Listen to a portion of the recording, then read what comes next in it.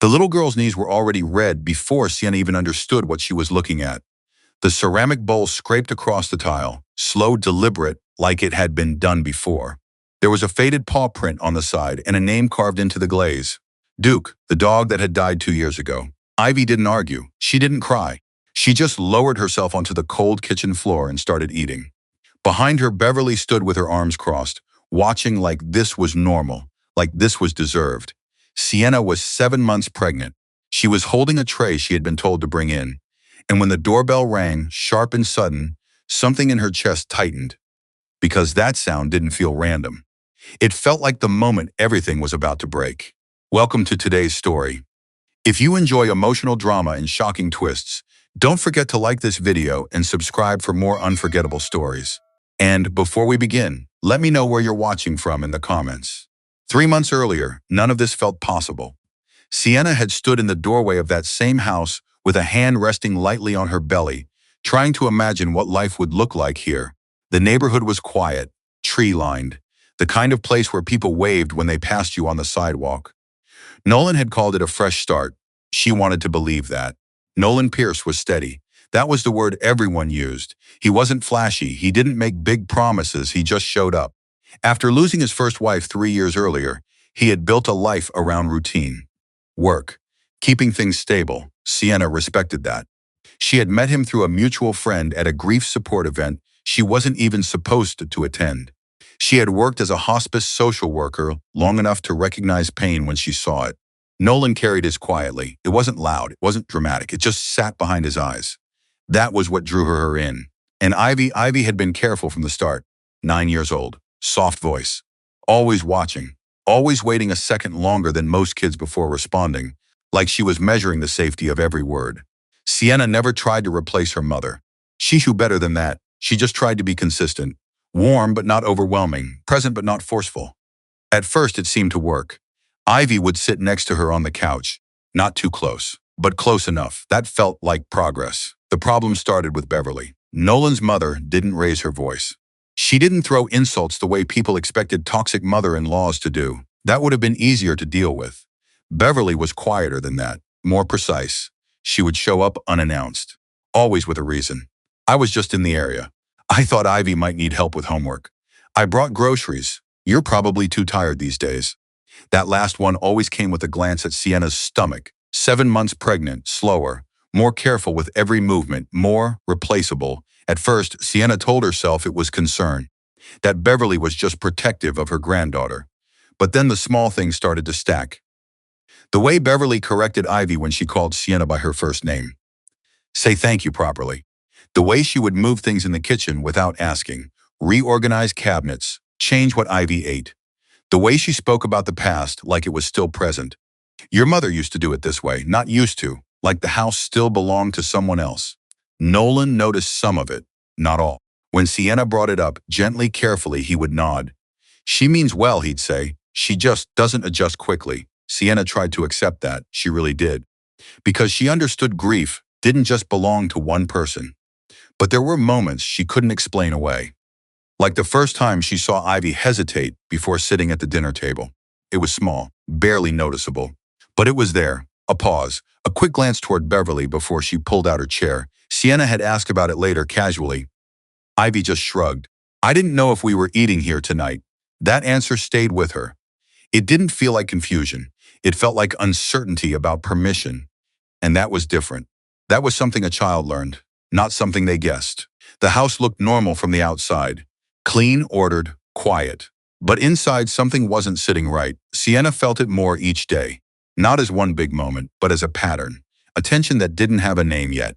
And the worst part was Nolan didn't see it. Or maybe he did. And chose not to. One night after Ivy had gone upstairs, Sienna stood in the kitchen longer than she needed to. The dishes were already done. The counters clean. But she stayed. Listening, the house was too quiet. Then she heard it. Soft footsteps upstairs, a door opening. Then Beverly's voice, low, controlled. You need to remember something, Ivy. A pause. Sienna moved closer to the stairs without thinking. She's not your real family, Beverly said. And when that baby comes, things will change. Another pause. Sienna's chest tightened. Ivy's voice came next. Small, careful. If she has the baby, will Daddy still need me? Sienna didn't move. Didn't breathe because suddenly everything she had been feeling had a shape, and it was worse than she thought. Sienna didn't sleep that night. She lay on her side, one hand resting on her stomach, feeling the slow, steady movements of the baby. That rhythm should have calmed her. It usually did, but not this time. That one sentence kept replaying in her head. If she has the baby, will daddy still need me? It wasn't just a child's fear. It was something that had been planted, repeated, reinforced, and Beverly had said it like a fact, not a possibility. The next morning, Nolan was already gone before Sienna came downstairs. Coffee still warm in the machine, a note on the counter, early meeting, back late, normal, too normal. Ivy was sitting at the table, dressed for school, backpack already zipped. She looked up when Sienna walked in, then quickly looked back down at her hands. "Morning," said softly. Ivy nodded. There was a plate in front of her, toast. One egg, cut neatly, too neatly. Sienna noticed the fridge door slightly open. She walked over, closed it, then paused. Half the food she had bought 2 days ago was gone. Not eaten. Gone, containers moved, labels turned.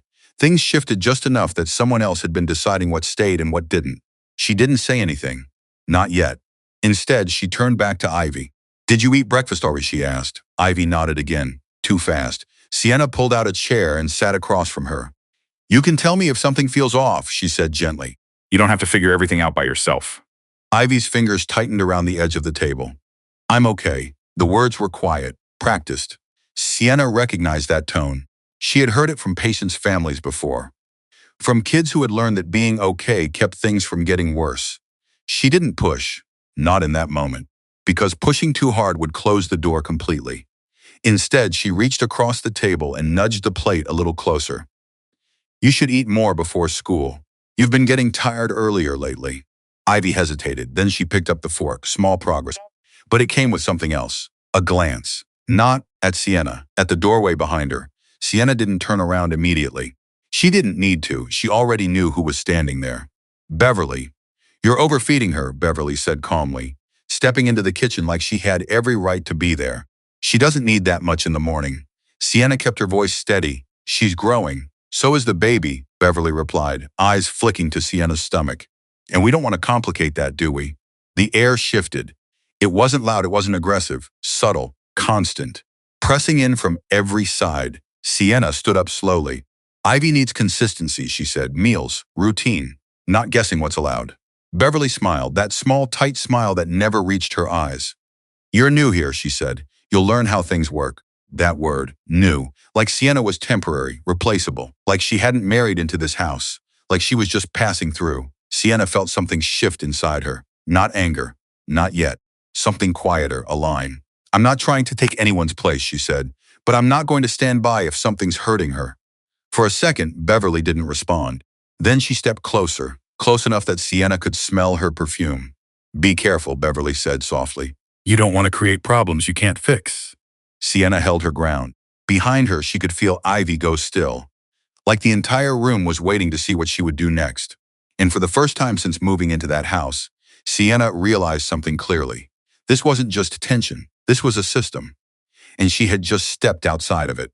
That afternoon, while Ivy was at school, Sienna checked the front door camera. She didn't expect much, just confirmation. A timestamp, something small, but what she saw made her stomach drop. Beverly hadn't just been stopping by. She had been coming in almost every day, sometimes when no one else was home, sometimes staying for hours, and Nolan had no idea. Sienna stared at the screen, her hands slowly tightening around her phone, because suddenly, this wasn't just about control, it was about access, and someone had been using it for a long time. Sienna didn't confront Nolan that night. She wanted to. The words sat right at the back of her throat the entire evening. But every time she looked at him, tired, distracted, answering emails between bites of dinner, something stopped her. Not fear, timing. Because if she said it wrong, too early, he would shut down. And once Nolan shut down, he didn't come back to the conversation. He just waited for it to pass. And this couldn't pass, so she watched. The next few days, she paid closer attention. Not just to Beverly, to everything. Ivy's lunchbox came home untouched twice that week. The school sent a polite email, just checking if everything's okay. Ivy mentioned she wasn't hungry. Sienna knew that tone. Just a warning before concern became something official. She packed lunch again the next morning. Sandwich. Fruit, juice. Ivy took it. Said thank you. But her hands lingered on the zipper of the bag like she already knew it wouldn't matter. That afternoon, Sienna checked the camera again. Beverly arrived at 11:43. Stayed until 2:15. Ivy wasn't home yet. Sienna stared at the timestamp. 3 hours inside a house that wasn't hers. Moving things, deciding things. Rewriting the rules without anyone watching. That night, Sienna tried again. Nolan, he rinsed dishes at the sink. How often does your mom come by during the day? He shrugged. Sometimes. Why? Because she's here more than you think. He dried his hands, turning slightly toward her. She has a key. It's not a big deal. It is if she's changing things when no one else is here. That made him pause. Like what? Sienna took a breath. Food, schedules, Ivy's routine. She's adjusting things without telling us. Nolan frowned, but it wasn't anger. It was discomfort. She's trying to help, he said. You've been tired. The pregnancy, Sienna felt it then. That shift. That quiet redirect where the problem stopped being what Beverly was doing and became how Sienna was reacting. I'm not confused, she said, more firmly now. I'm telling you something's off. Nolan exhaled, long and slow. I just don't think we need to make this into something bigger than it is. There it was, the wall. Not loud, not aggressive, but solid. Sienna nodded once, not because she agreed, because she understood. He wasn't ready to see it, and that meant she had to be. The next morning, her doctor mentioned her blood pressure. Still within range, the nurse said, wrapping the cuff tighter around her arm, but it's creeping up. Are you under more stress than usual? Sienna almost laughed, but she didn't. I'm managing, she said. That was the word people used when they were holding things together just enough not to fall apart. Managing. When she got home, the house was too quiet again. Ivy wouldn't be back for another hour. Sienna then moved slowly through the kitchen. Then she stopped. The cabinet under the sink was open. Just slightly. She hadn't opened it that morning. She knew that. Her hand rested against her stomach as she stepped closer. Inside, tucked behind cleaning supplies, was something she hadn't seen before. An old ceramic bowl, beige, chipped at the rim. A faded paw print on the side, and a name scratched into the glaze. Duke. Sienna didn't touch it, she just stared. Because suddenly, the pattern she had been trying to understand was starting to look like something planned. And not new, not even close. Upstairs, a floorboard creaked. Sienna froze. Because she was supposed to be alone. And she knew, without needing to check the camera, Beverly was already inside the house. Sienna didn't call out. She stood there in the kitchen, one hand still resting against the counter, the other pressed lightly to her stomach, and listened. Another creak, slow, careful. Not someone walking normally, someone moving like they didn't want to be heard. Her heart picked up. Not panic, not yet. Just that tight alert, feeling that told her she wasn't imagining things anymore. Sienna? Beverly's voice floated down the stairs, calm, almost pleasant, like she hadn't just been inside the house unannounced again. Sienna exhaled slowly before turning. I didn't know you were here, she said. Beverly appeared at the top of the stairs, one hand resting lightly on the railing as if she had every right to be standing there. She smiled. I knocked, she said. You must not have heard. That wasn't true. The camera would have caught it. But Sienna didn't argue. Not directly. Next time, just text me, she said. It's easier.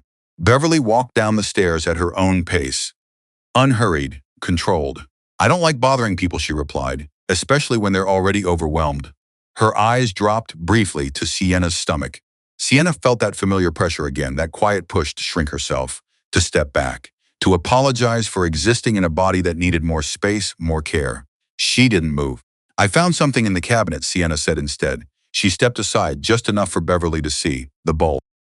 For a second, Beverly didn't react. Then something changed. Not shock. Recognition. Oh, she said lightly. I was wondering where that ended up. Sienna watched her carefully. You kept it? Of course, Beverly said. It belonged to Duke.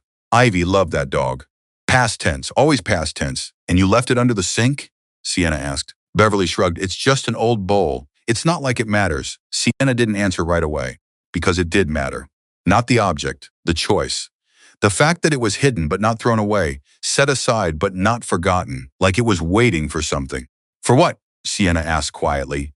Beverly tilted her head. For what, dear? For when it would be used again. The words hung there, heavy.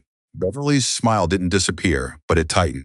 You're reading too much into things, she said. That tends to happen when people are under stress. There it was again. Redirect, blame the pregnancy, the hormones, the exhaustion. Makes Sienna question her own instincts. Sienna felt it, that flicker of doubt trying to push in. But it didn't land the same way anymore. Because now she had patterns. Not just feelings. Has Ivy been eating lunch at school? Sienna asked suddenly. Beverly blinked, just once. I assume so, she said. Why wouldn't she? Sienna held her gaze. Because her teacher emailed me. Twice. Silence. Beverly stepped closer, lowering her voice. Children exaggerate, she said. They test boundaries. You'll learn that. And you're teaching her what exactly? Sienna asked. The question came out sharper than she intended. But she didn't take it back. Beverly's expression shifted. Not anger, something colder. I'm teaching her where she stands, she said. Sienna felt something drop in her tending. No more soft edges, just truth. And where is that? Sienna asked. Beverly looked at her for a long second. Then she spoke. Not where you think. The room went quiet again. Sienna could feel the baby move, slow and steady like a reminder. Stay grounded, stay present. This wasn't just about her. It never had been. Upstairs, a door closed. Harder this time. Both of them turned. Sienna frowned. Ivy's not supposed to be home yet. Beverly didn't answer. And that was the moment Sienna knew something else had already happened. Something she hadn't seen. Something that had been building long before she ever walked into this house. She moved toward the stairs. Fast now. Because whatever was waiting up there wasn't new, and it wasn't small. Sienna took the stairs faster than she should have. Her body protested immediately. A sharp pull in her lower back, a tightening across her stomach that made her pause halfway up, gripping the railing. Breathe, slow.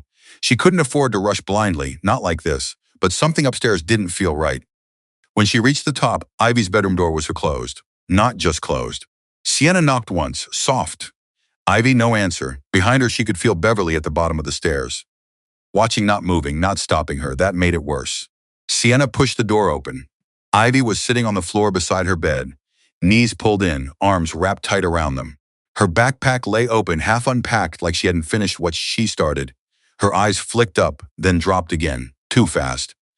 I thought you weren't home yet, Sienna said gently, stepping inside. I got off early, Ivy muttered, half day. Sienna didn't remember anything about a half day. No email, no notice. But that wasn't the part that mattered right now. She crouched slowly, careful with her balance. Did something happen at school? Ivy shook her head. I'm fine, that word again. Fine. Sienna glanced at the backpack, then at Ivy's hands. They were shaking, just slightly, but enough. You didn't eat your lunch again, did you? A pause, then a whisper. I wasn't hungry. Sienna felt something twist in her chest. Not anger. Recognition. She had heard this before, in hospitals, in homes where kids learn to shrink themselves just to avoid being noticed. You don't have to lie to me, she said softly. Not about this. Ivy's fingers tightened around her sleeves. I'm not lying. The words came out quick this time, defensive, but her eyes, they were already filling. Sienna reached out, slow, giving her time to pull away if she wanted. Ivy didn't. That was the first real answer she got. You can tell me if something's wrong, Sienna said, even if you think it's small. Ivy swallowed again, but this time her voice cracked. She said, I don't deserve it. Sienna went still. Who said that? Another pause. Vaughn, Grandma. The word barely made it out, and just like that, everything Sienna had been piecing together stopped being a pattern. It became a fact. What did she say exactly? Sienna asked, keeping her voice steady. Ivy wiped her face quickly, like she didn't want to be seen crying. She said, if I can't be grateful, I shouldn't eat like everyone else. Sienna's stomach tightened, not from the baby. From the weight of it. That's not true, she said immediately. That's not how this works. Ivy looked up at her then, and for the first time, there was something different in her expression. Not just fear, confusion, like she wanted to believe that, but didn't know how. She said things are changing, Ivy whispered. That when the baby comes, I have to learn my place. Sienna felt her breath catch. There it was again. The same line, the same message, repeated, reinforced. She wasn't just controlling the house. She was reshaping how this child saw herself. Sienna placed her hand gently over Ivy's. No one gets to decide your place like that, she said. Not me, not her, not anyone. Ivy stared at her, quiet, listening. But what if she's right? Ivy asked.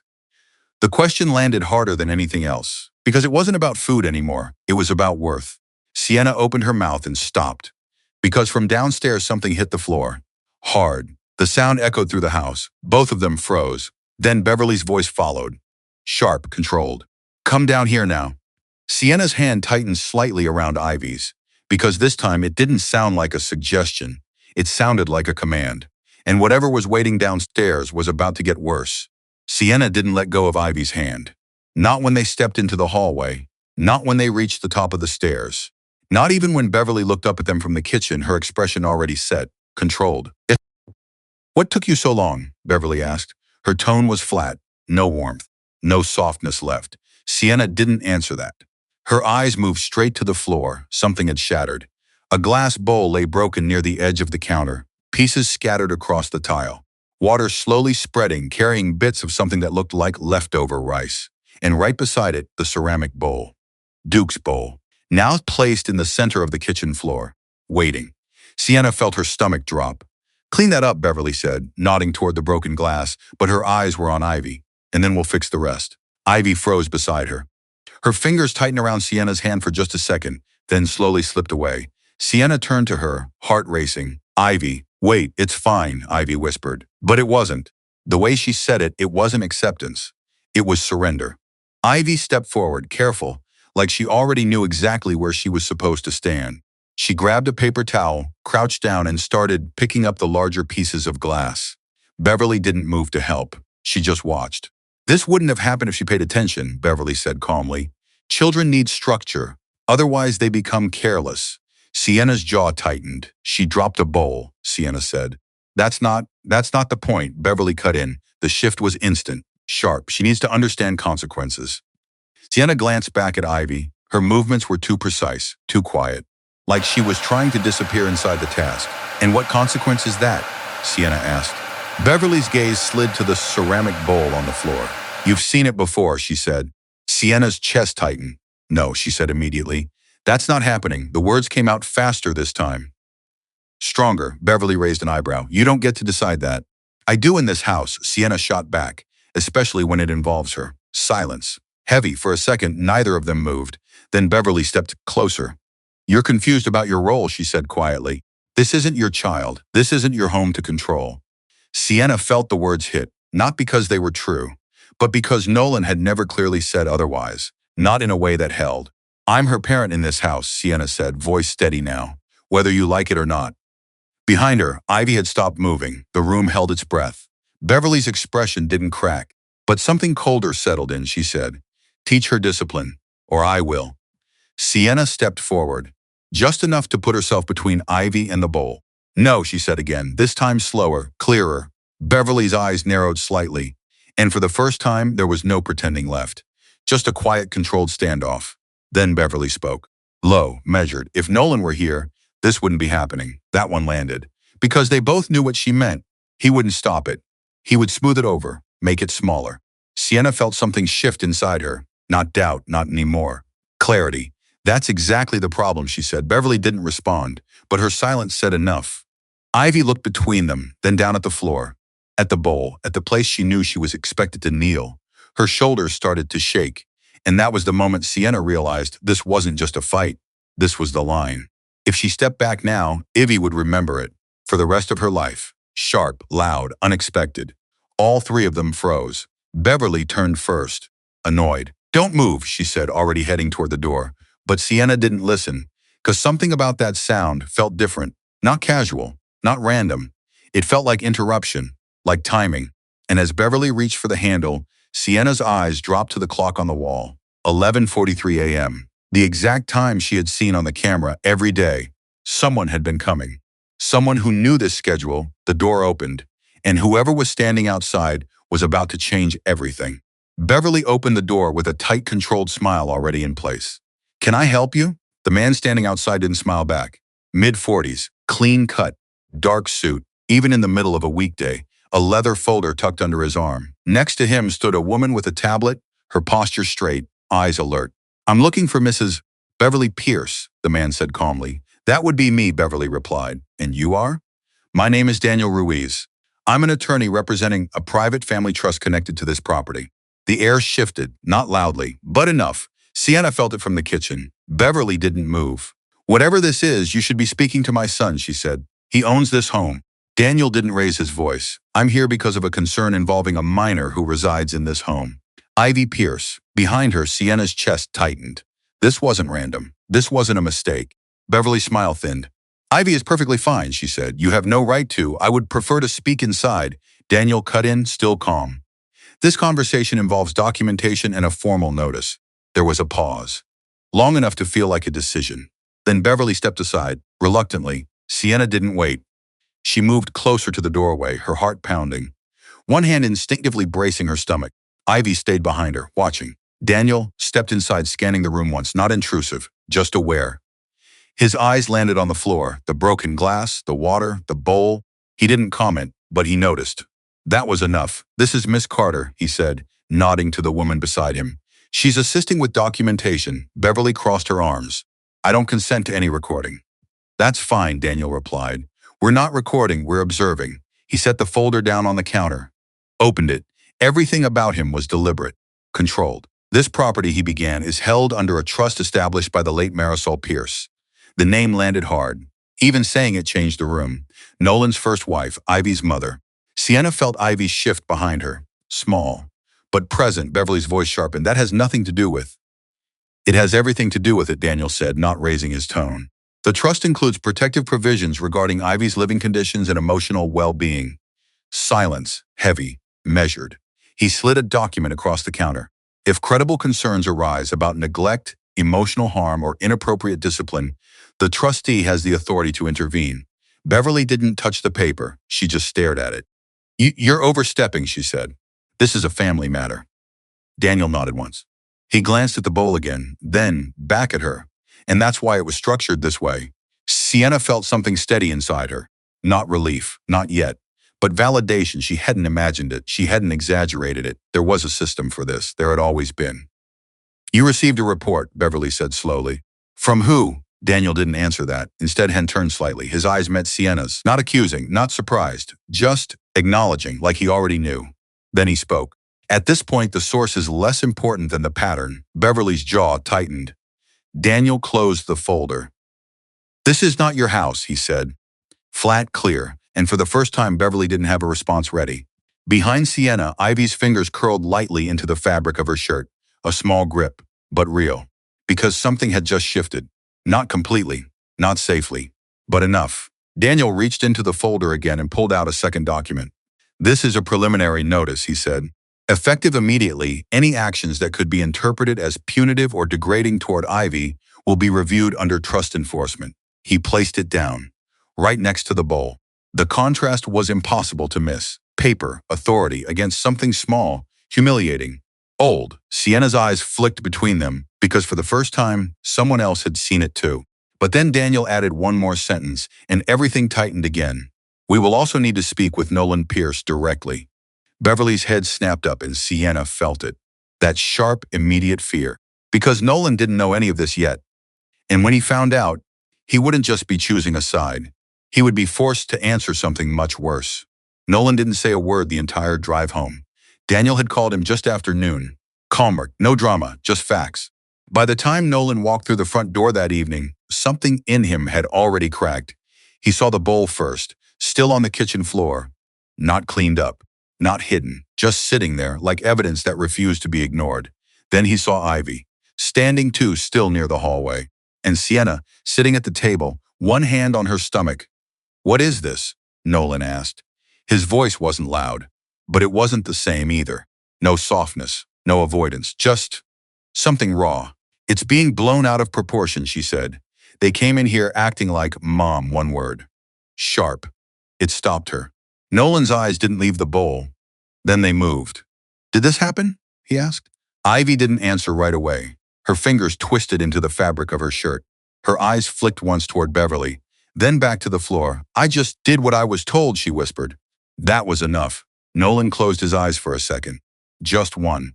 But in that second, everything he had avoided caught up with him. "You told her to eat off the floor?" he asked quietly. Beverly scoffed. "Don't be dramatic. It's a lesson. She needs to learn." "A lesson?" Now his voice rose. "But breaking. You think humiliating her is a lesson?" Beverly straightened. "I raised you," she snapped. "Don't stand there and act like you don't understand discipline." "That's not discipline," Nolan said. That's cruelty." The word landed hard, because he had never used it against her before. Not once. Beverly's expression shifted, not guilt, offense. "So now I'm the villain," she said, "because I won't let this house turn into chaos the moment she walks in?" She pointed at Sienna. There it was. Blame deflection, same pattern. Nolan didn't look at Sienna, not yet. He stayed focused. This isn't about her, he said. It's about Ivy. It's always about Ivy, Beverly snapped. And now she's about to be replaced. No. The word cut through the room. Clean. Final. Nolan stepped forward. Nothing replaces her, he said. Nothing. Not a new baby. Not a new marriage. Nothing. Ivy looked up then, slowly, like she wasn't sure she had heard that right. Nolan turned to her fully now. And for the first time, he didn't look away from what was in her eyes. I'm sorry, he said. It wasn't loud. It wasn't dramatic. But it was real. I should seen it, he continued. I should listened. I should protected you. Ivy's lip trembled. She didn't move. But she didn't look away either. That mattered. Behind him, Beverly let out a bitter laugh. So this is what it comes to, she said. You choose them over your own mother. Nolan turned.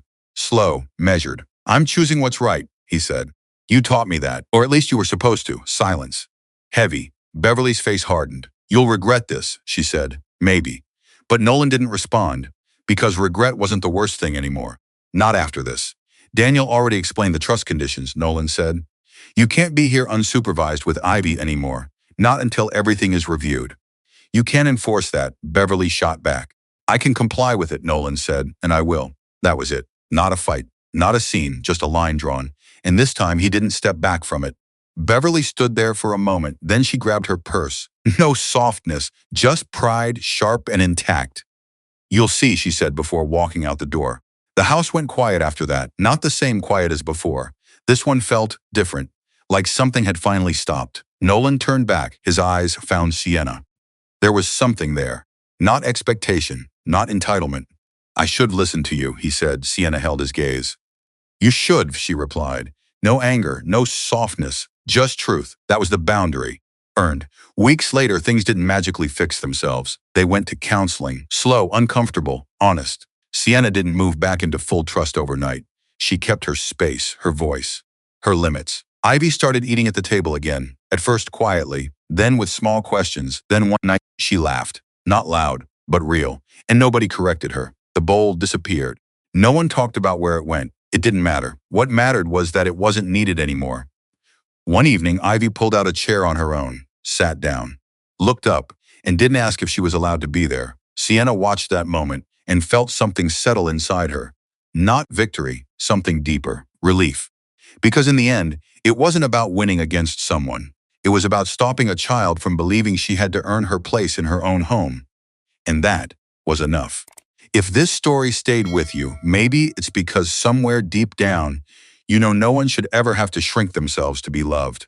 Share your thoughts below and stay with us for more stories that remind us what real respect looks like.